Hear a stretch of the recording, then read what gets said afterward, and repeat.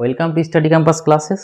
চলো তোমাদের আবার কারেন্ট অ্যাফেয়ার্সের যে সিরিজটা শুরু করেছিলাম সেটা আমরা শুরু করছি। যে তোমাদের আমি যে জানুয়ারিটা শুরু করেছি ডে 1, ডে 2, ডে 3, ডে 4, আজকে 4 নাম্বার দিনে আমরা চলে এসেছি এবং প্রত্যেক দিন আমরা 10টা করে কারেন্ট অ্যাফেয়ার্স করছি এবং এই 10টার কারেন্ট অ্যাফেয়ার্সের জায়গায় তার সাথে যা যা স্ট্যাটিক জিকের পার্ট রয়েছে সেগুলো আমরা কভার করে নিচ্ছি। তো চলো আমরা যাচ্ছি। এবার অনেকজন বলছে স্যার পিডিএফ পাচ্ছি না। এই পিডিএফ 4 নাম্বার পর্যন্ত তোমাদের এই অ্যাপের মধ্যে দেওয়া হয়েছে এবং তোমরা ফ্রি অফ কস্টে এই পিডিএফটা সংগ্রহ করতে পারবে এবং এর জন্য কোনো চার্জেস লাগবে না। প্রত্যেক দিনের পিডিএফটা পেয়ে যাবে, ঠিক আছে? তো তোমরা যারা এখন অ্যাপটা ডাউনলোড করোনি অ্যাপটা ডাউনলোড করে নাও। আর যারা আমাদের কোনো কোর্স কিনতে চাইছো, আমাদের গ্রুপ ডির কোর্স চলছে, তোমার বিপিএসসি 4.0 চলছে, রেলওয়ে টিচার চলছে এবং ডেসক্রিপটিভ ম্যাথ এবং ডেসক্রিপটিভ ইংলিশের ব্যাচ আমাদের এই অ্যাপের মধ্যে অ্যাভেলেবেল রয়েছে। তো যাদের যাদের লাগবে তোমরা নিয়ে নাও। আজ লাস্ট 12টা পর্যন্ত তোমাদের এই 40% ছাড় রয়েছে, তারপরের দিন থেকে কিন্তু ছাড়টা থাকবে না, কাল থেকে। তো চলো আমরা প্রথম কোশ্চেনে আগাচ্ছি। প্রথম কোশ্চেন কি বলছে দেখো। প্রথম কোশ্চেন বলছে হুইচ অর্গানাইজেশন ইন্ট্রোডিউস দ্য হিম কবচ মাল্টি লেয়ার ক্লোথিং সিস্টেম। দেখো এই হিম কবচ একটা কি মাল্টি লেয়ার ক্লোথিং সিস্টেম, কাপড়ের কথা বলছে, ঠিক আছে? তো তোমরা দেখতে পাচ্ছ ড্রেসগুলো, ঠিক আছে? এগুলো আমরা যা ড্রেস পরি সেই ড্রেস নয়। এই ড্রেসগুলো আর্মিদের জন্য কে তৈরি করেছে, যার নাম হচ্ছে হিম কবচ, সেটা হচ্ছে ডিআরডিও। এই ডিআরডিও এগুলো তৈরি করেছে। কেন তৈরি করেছে জানো? যে আমাদের যে সেনারা যে বরফ, অনেক সিয়াচেনের মতন জায়গায়, বরফের মতন জায়গাতে থাকতে হয়, সেখানে যে বেঁচে থাকাটাই কষ্টকর ব্যাপার। তো সেখানে ওরা যে টিকে আছে সেটা একটা বিশাল বড় ব্যাপার।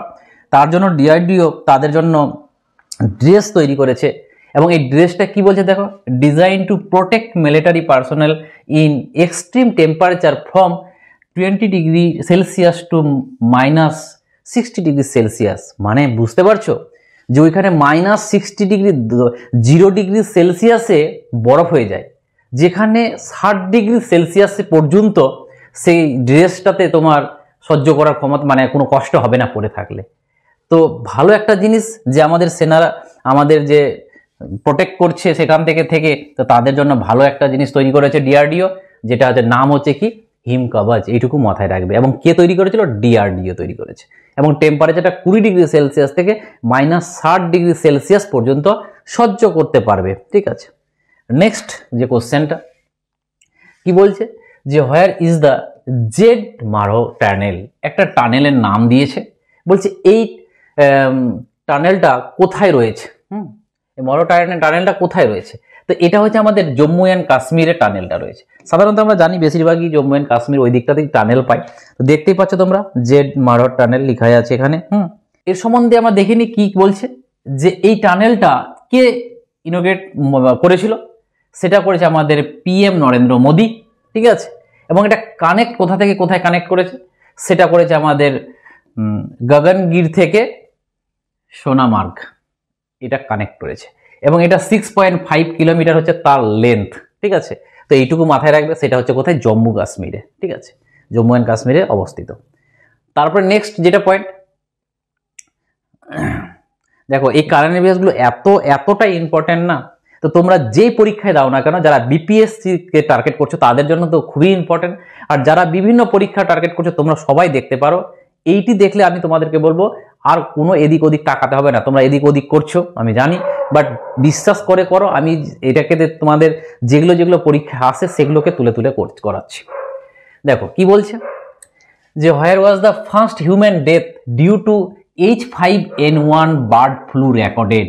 মানে সর্বপ্রথম বার্ড ফ্লু দ্বারা যে এটা H5N1, এটা প্রথম কোথাকার মানুষ মারা গেছে। তো অ্যান্সারটা হবে আমাদের কি USA, united state of America, ইউএসএতে মারা গেছে। তো দেখতে পাচ্ছ যে H5N1 বার্ড ফ্লু হয়েছে। তো এর সম্বন্ধে আমরা একটু আলোচনা করে নেব যে first human death from H5N1 bird flu in Louisiana, মানে যেটা হচ্ছে আমাদের কোথায়, USA. H5N1 bird flu influenza virus that primarily infect bird and that can also infect human. মানে এরা সাধারণত জেনারেলি কি বার্ডকে করে আক্রান্ত করে, তারপরে মানুষকেও করে, ঠিক আছে। তো এই দুটো জিনিস সায়েন্সের রেসপেক্টে তোমাদের মনে রাখা উচিত। H1N1 ভাইরাসটা রিলেটেড কার সাথে, সোয়াইন ফ্লুর সাথে, যেটা ইউপিএসসি 2015 সালে পরীক্ষা এসেছিল। আর H5N1 ভাইরাস রিলেটেড টু কি, বার্ড ফ্লু। তাহলে বার্ড ফ্লু আর সোয়াইন ফ্লু মনে রাখবে, ঠিক আছে। বার্ড ফ্লু কোনটা, সোয়াইন ফ্লুর জন্য কোন, জাস্ট এটা H1 H5, H5টা হচ্ছে বার্ড ফ্লু। তো এইটুকু মাথায় রাখবে, আমেরিকার লোক সর্বপ্রথম মারা গেছে বার্ড ফ্লুতে। নেক্সট, তারপরে দেখো কোশ্চেনটা কি আছে। রাজা গোপালা চিদম্বরম একটা লোকের নাম, এ কি হয়েছে, পাস্ট রিসেন্টলি মারা গেছে, যার বয়স ছিল 88 বছর বয়স। Was associated with the which field. তো এই যে লোকটা দেখতে পাচ্ছ, এই লোকটা নাম এটা, এ মারা গেছে, তো বলছে এ কি ফিল্ডে ছিল। তো এই লোকটা ছিল আমাদের নিউক্লিয়ার সায়েন্সে, নিউক্লিয়ার সায়েন্টিস্ট ছিল একজন। তো দেখবো আমরা এর সম্বন্ধে কেন ফেমাস এই লোক। তো এই রাজা গোপালা চিদম্বরম নিউক্লিয়ার ফিজিসিস্ট ছিল, ফিজিশিয়ান, এবং a key play a key role in the nuclear test of 1974। সবাই মনে আছে রাজস্থানের পোখরানে না, আমাদের 74-এ একটা নিউক্লিয়ার টেস্ট করা হয়েছিল, যেটার আমাদের অপারেশনটা কি ছিল, ইসমাইল বুদ্ধা। এবং পরবর্তীতে অটল বিহারী বাজপেয়ীর সময় আর একটা করা হয়েছিল 1889 খ্রিস্টাব্দে, যেটা ছিল কি অপারেশন শক্তি। এগুলো খুব পরীক্ষায় আছে স্ট্র্যাটেজিকে, যে 74-এ ইসমাইল বুদ্ধা, আর এটা ছিল কি অপারেশন শক্তি। এবং এই লোকটা আরো অ্যাওয়ার্ড পদ্মশ্রী পেয়েছিল 1975 সালে, এবং কি করেছিল, পদ্মভূষণ পেয়েছিল 1999 সালে, ঠিক আছে। তো খুব ফেমাস লোক ছিল, ঠিক আছে, নিউক্লিয়ার সায়েন্টিস্ট একজন ছিল। নেক্সট, তারপরে কি বলছে দেখো, যে what is the name of official torch of the 38 national game. এই যে 38 ন্যাশনাল গেম হবে, প্রথমত কোথায় হবে এটা জেনে নেবে, উত্তরাখণ্ড, আমি পরে বলছি। তো তার টর্চটা কি ছিল, সেটা ছিল কি, তেজস্বানী। অপশন বিটা হচ্ছে রাইট অ্যান্সার, তেজস্বানী ছিল। এবং এই 38 ন্যাশনাল গেমটা কোথায় হোস্ট, মানে হোস্ট স্টেটকে কে হোস্ট, এবার কোথায় হচ্ছে, উত্তরাখণ্ডে হচ্ছে। এবং এর মাস্কট কি ছিল, মস্কটটা কি ছিল, মাউলি, যেটা ইন্সপায়ার হয়েছে কোথা থেকে, মোনাল। এই মোনালটা কি, এই মোনাল হচ্ছে উত্তরাখণ্ডের স্টেট বার্ড অফ উত্তরাখণ্ড কি, সেটা হচ্ছে আমাদের মোনাল, ওই মোনাল থেকে মৌলি হয়েছে। এবং এর ট্যাগলাইন কি ছিল, এই ট্যাগলাইন ছিল কি, সংকল্প সে শিকার তক, মানে এটা হচ্ছে কি ফ্রম রিসলভ টু জেনিথ, ঠিক আছে। তো এই ইনফরমেশনগুলো খুবই ইম্পর্টেন্ট, ঠিক আছে।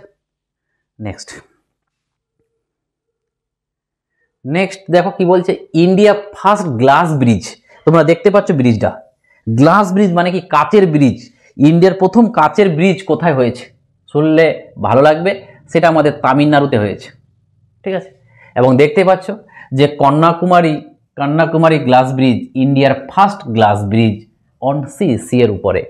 এবং এটা কে করেছে, এটা তামিলনাড়ুর চিফ মিনিস্টার ইনোগ্রেট করেছে, যার নাম হচ্ছে কে, এম.কে. স্ট্যালিন। এই এম.কে. স্ট্যালিনকে তামিলনাড়ুর মুখ্যমন্ত্রী। চলো next, which state is the first two link forest ecosystem with green gross domestic product. মানে ফরেস্ট ইকোসিস্টেমে যে গ্রিন গ্রস, মানে গ্রিন জিডিপি হয়, সেটা কোন রাজ্যের সাথে লিঙ্ক আছে, সেটা হচ্ছে ছত্তিশগড়। এবার বলবে কেমন করে, দেখো, বা এটা কি জিনিস দেখো, জিডিপি মানে কি জানি আমরা, annual value of gross and service produce within a country. একটা কান্ট্রির মধ্যে যা ডোমেস্টিক, মানে যা গুড অ্যান্ড সার্ভিস হয়, সেটা হচ্ছে কি জিডিপি। আর গ্রিন জিডিপিটা কি, গ্রিন জিডিপিটা হচ্ছে environmentally adjustment gross domestic product. এবং গ্রিন জিডিপি ইকুয়াল টু কি হয়, সেটা হয় আমাদের কি, জিডিপি মানে net domestic product minus cost of natural source depletion minus cost of ecosystem ডিগ্রেশন। এবার এই দুটো জিনিস কি জিনিস, নতুন তোমরা শিখলে, এগুলো হচ্ছে ইকোনমিক্সের কনসেপ্ট, ঠিক আছে। তো দেখো যে cost of natural resource depletion মানে হচ্ছে value loss due to over use the natural রিসোর্সকে ওভার ইউজ করার পর যে লসটা হয় ভ্যালুটার। এবং কস্ট অফ ইকোনমিক্স ডিগ্রেশন, এটার মানে কি cost value loss from environmental damage, যেটা হচ্ছে আমাদের এক্স, যেমন পলিউশন এবং ডিফরেস্টেশন। ঠিক আছে, তো এগুলো ছিল কনসেপ্ট ইকোনমিক্সের, তো যারা দেখে নিও। ঠিক আছে, এটা হচ্ছে অ্যান্সারটা হবে ছত্তিশগড়। নেক্সট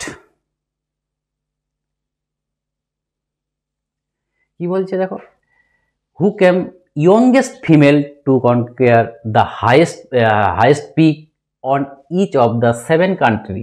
মানে বলছে 60টা কান্ট্রির যে হাইয়েস্ট পিক, সেই হাইয়েস্ট পিকে একজন সব থেকে ইয়ংগেস্ট মহিলা জার্নি করেছে।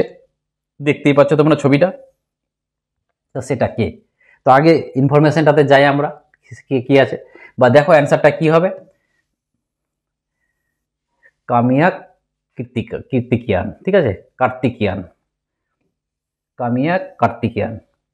এই কামিয়া কার্তিকিয়ান এর বয়স হচ্ছে কত? 17 বছর বয়স। ইয়ংগেস্ট ফিমেল অফ ওয়ার্ল্ডের, পৃথিবীর সব থেকে ছোট মেয়ে। ফ্রম কোথা থেকে? মুম্বাই থেকে বিলং করছে।